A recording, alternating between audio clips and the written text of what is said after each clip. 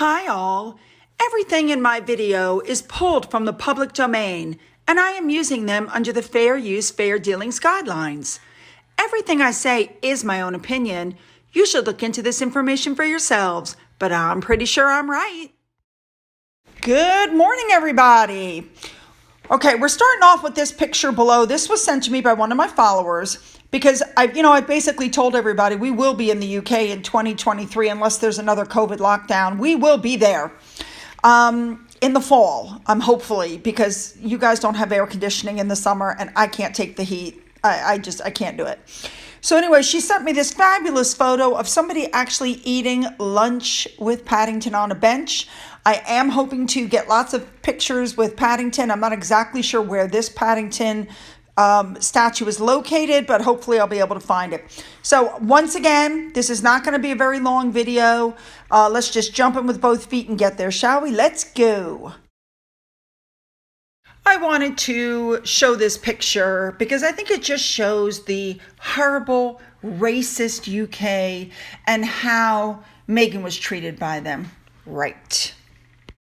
We are starting off this morning with Sophie and Edward. They're being called the jewels to the crown after all the support they gave during the Commonwealth Games, which, in case you are unaware, have ended. They were seen enjoying the games, watching swimming, biking, racing, and Edward, who is the Earl of Wessex, was presenting the medals. And of course, Sophie was there and their kids were there as well. Now, people are talking about Sophie, saying she's a credit to the family, which I completely agree she is. They've blossomed. They stepped up to help the Queen. They're fabulous people. Obviously, they have their feet very firmly planted on the ground. They're not, we deserve kind of people. I like that. All right, next up, I want to warn you guys how that are on Twitter, how you have to be careful. This came up on Twitter, and I said, surely she's not actually writing this stuff. It can't be right. It can't be right. Well, you see where it says replying to Shola Moss 1 in blue? That is Shola's actual account. This is a parody account. So be careful when you're looking at this stuff that, she doesn't get accused of tweeting something that she really didn't say. You know what I'm saying? You got to keep an eye on this. All right, moving on. Now, this next story came up saying that Harry and Meghan are beginning to realize that they're unwanted and that they might end up back in the UK once they realize that nobody wants them around. Now, interestingly enough, they're saying nobody has any interest in having them around because they can't keep their peace. You know what I'm saying? They open their mouth and they reveal everything, and that what they did in the Oprah interview was a completely different level of betrayal, and people realize that they can't be trusted. And they're saying that that's why Harry and Meghan jump at every opportunity that presents itself, because they have to appear that they're still in the fold. They have to appear that everything is normal, that everything's going well, when the truth of the matter is, it's not. And that's going to segue into this next article that came out that said that they're set for a dramatic return to the royal fold. Now, I got to be honest, I don't believe that for 1 second. Even if they wanted to return, the royal family knows better than to trust them. If they wanted to return, it would be for ulterior motives. And the UK public doesn't want them back. And unfortunately for the family, while this is still a family, the royal family is a family, they have to rely on the goodwill of the UK people. And the UK people have shown that they don't want them back. All right, this is just a little thing I'm throwing in here. We've all seen this picture before, and we all wondered, what the heck was going on? Harry's hand appears to be unnaturally bent. She's smiling. He looks just confused. Well, this showed up. Watch this.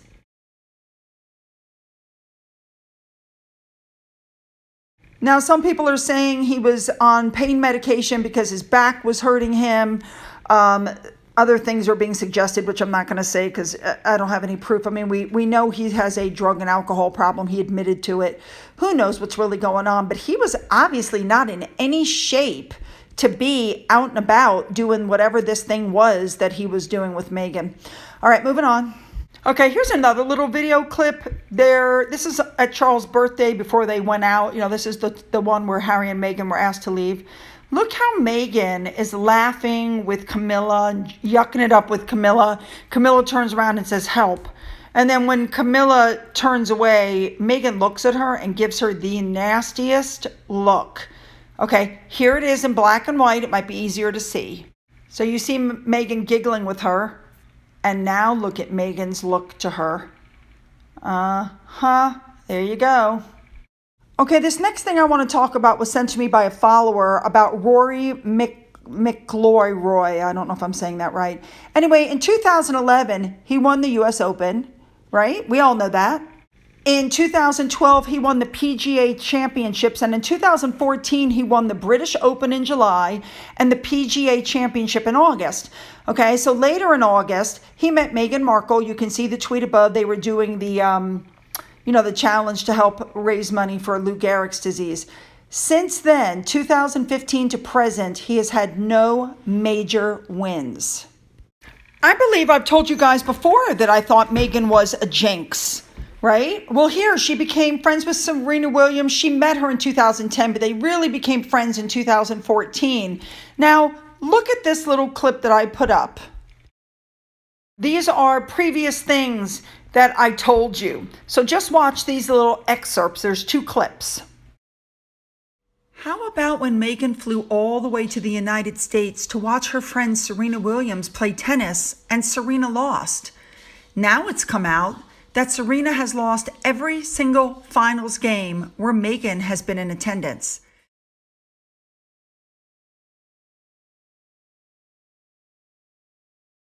People were upset, saying that, Meghan is a friend and Serena's mom was rude to her. But what you may not know is that Serena asked Meghan not to come to that particular tennis match.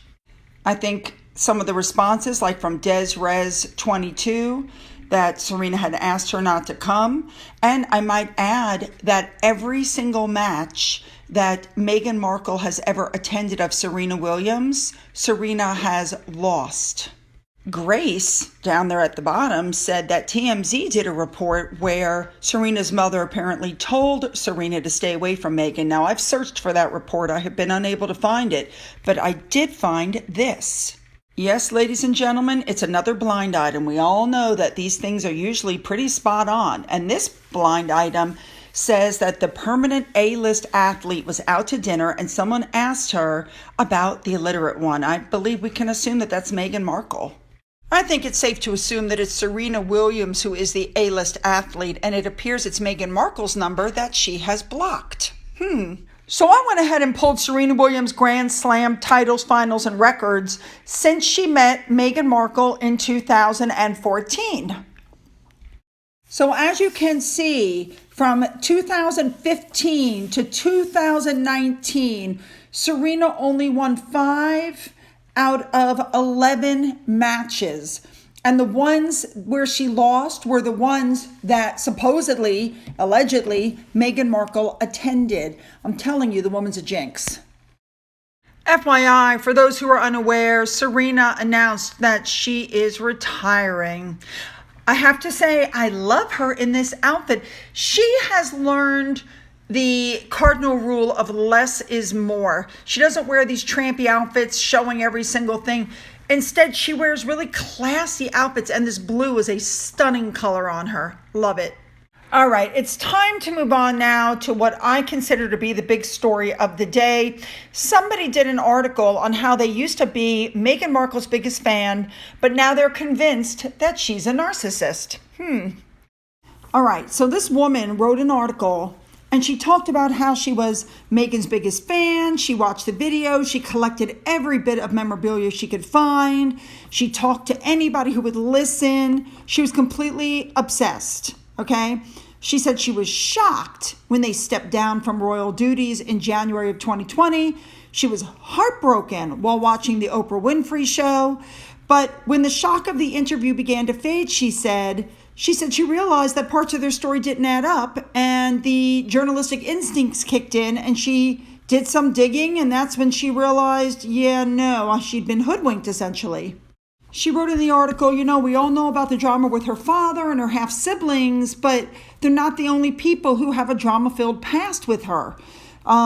She talks about how, Meghan mailed her first rings back to Trevor, saying she wanted a divorce and that the timing was very suspicious, that her childhood best friend got dropped, that, she had friends in suits that she doesn't talk to anymore. And she said that it was the Oprah interview that did it for her.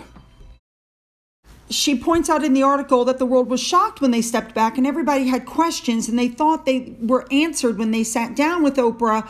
But she said she felt sympathy for Markle but it was when the interview began to unravel that she started to question whether she was telling the truth or not. And that's when she went through all of the questions and answers and found out that the majority of what they said were proven to be a lie. She even said, I'm not suggesting that Markle was lying about being suicidal. But even if you give her the benefit of the doubt, the way she told Harry was manipulative because she brought the death of his mother into it. What she did could be construed as emotional abuse. I completely agree with that.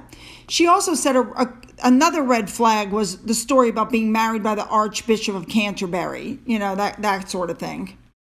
And she also points out Harry's obvious decline. We all saw it, at the UN speech. We've seen it a lot, actually. And people are pointing out that that's one of the first things narcissists do. They isolate you from your family. I believe that. Now, with that being said, I've told you guys before that if Markle was a man who had married a princess from another country and had moved her away and had isolated her and all of this had happened, people would be screaming from the rooftops. But since it's happening to a man, nobody's saying anything. Kind of like the Amber Heard Donnie Depp thing. People just could not believe that Amber would abuse Depp, and come to find out, she did. The way I look at it, any way you look at it, since they left the royal family, their star has been dropping. They left in the middle of COVID, which was a bad thing to do. They're no longer, as far as we can tell, on the Harry Walker agency. They haven't produced anything for Spotify. They haven't produced anything for Netflix. Spotify said that the new podcast Archetypes was coming out in the summer. Well, June is gone, July is gone, we're almost to the middle of August, nothing's been released. I mean, at what point does Spotify put up their hands and go, okay, uncle, we're done? Netflix, I mean, it's the whole thing is going down. Everybody can see it. It's like a train wreck in slow motion.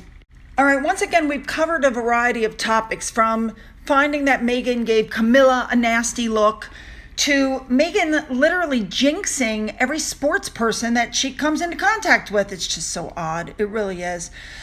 All right. Don't forget to leave those comments. Don't forget to hit the subscribe button. If you've already hit the button, double check, make sure you're still subscribed. Don't forget you can follow me on Twitter, Getter, Rumble. You can email me. For those of you who've donated to my coffee fund and through the thanks button, thank you so much. And as always, you guys, have a great day.